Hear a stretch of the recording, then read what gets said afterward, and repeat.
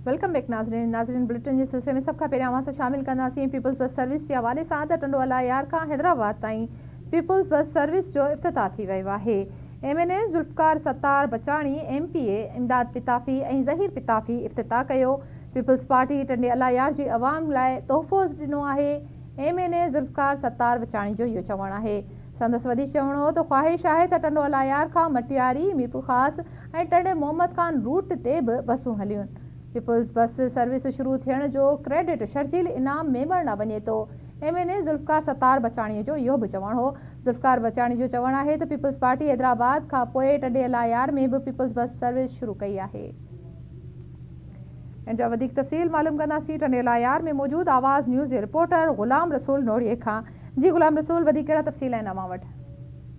जी बिल्कुल, टंडोअला यार में जो पीपल्स बस सर्विस जो इफ़्तिताह थी वियो आहे। इफ़्तिताह जो है MNA ज़ुल्फ़कार सत्तार बचाणी, अॻूणे सूबाई वज़ीर इमदाद पिताफ़ी ऐं ज़िले सदर ज़हीर अब्बास पिताफ़ी पारां इफ़्तिताह कयो वियो आहे। ऐं तव्हांखे ॿुधायां त टंडोअला यार जे क्रिया शाख ते है मक़ामी हाल में इफ़्तिताही तक़रीब मुनक़िद कई वई, जे बाद बस सर्विस जो इफ़्तिताह कयो वियो आहे। उन मौक़े ते MNA ज़ुल्फ़कार सत्तार बचाणी ख़िताब कंदे चयो त मुंहिंजी ख़्वाहिश आहे त टंडोअला यार मां मटियारी टंडो मोहम्मद ख़ान ऐं मीरपुर ख़ास भी बस सर्विस शुरू कई वञे। चयो त पाकिस्तान पीपल्स पार्टी हमेशह अवामी मसइलनि खे अहमियत ॾिनी आहे। अॼोको पीपल्स बस सर्विस वारो तोहफ़ो आहे अवाम लाइ अहम तोहफ़ो आहे। जॾहिं त इमदाद पिताफ़ी चयो त सीनियर सूबाई वज़ीर शर्जील इनाम मेमण जो थोराए थो आहियां, जंहिं मूंसां 3 महीना अॻु में टंडोअला यार में खुली कचारी दौरान हिकिड़ो वाइदो कयो हो त टंडोअला यार में तमामु जल्द पीपल्स बस सर्विस शुरू कई वेंदी, जेको तमामु हींअर अॼु उहो ख़्वाब असांजो पूरो थियो आहे, वाइदो वफ़ा कयो वियो आहे।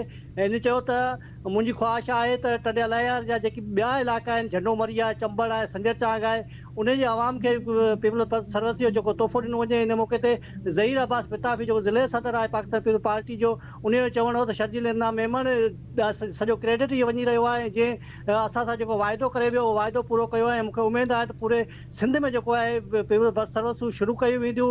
जॾहिं त ज़हीर अब्बास पिताफ़ी जो इहो बि चवणु हो त शर्जील इनाम मेमण आहे हमेशह अवामी भलाई जा कम कया आहिनि। हीअ जेकी निजी अवामी मसइलो आहे उहो उन ते अॼु पीपल्स बस सर्विस शुरू करे तमामु बहितरीनु कमु कयो आहे। जॾहिं त उन मौक़े ते तक़रीब में ज़िले chairman Mir Sohail Talpur, MC chairman Saeed Samar Hussain Shah Rizvi, Zulqarnain Khokhar, deputy commissioner Noor Mustafa लिगारी, SSP सईद सलीम शाह ऐं ॿिया मौजूदु हुआ। जी वॾी महिरबानी अव्हां जी। ग़ुलाम रसूल नोड़ी असांखे अपडेट ॾेई रहियो हो।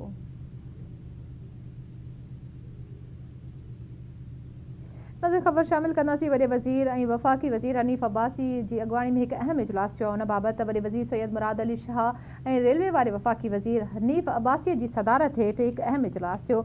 इजलास में कराची सर्कुलर रेलवे ऐं सब अर्बन ट्रेन सर्विस बहाल करण ते इतफ़ाक़ कयो वियो आहे। कराची खां रोड़ी ऐं जैकबाद ताईं नयूं ट्रेन सर्विस शुरू करण जो फ़ैसिलो कयो वियो आहे।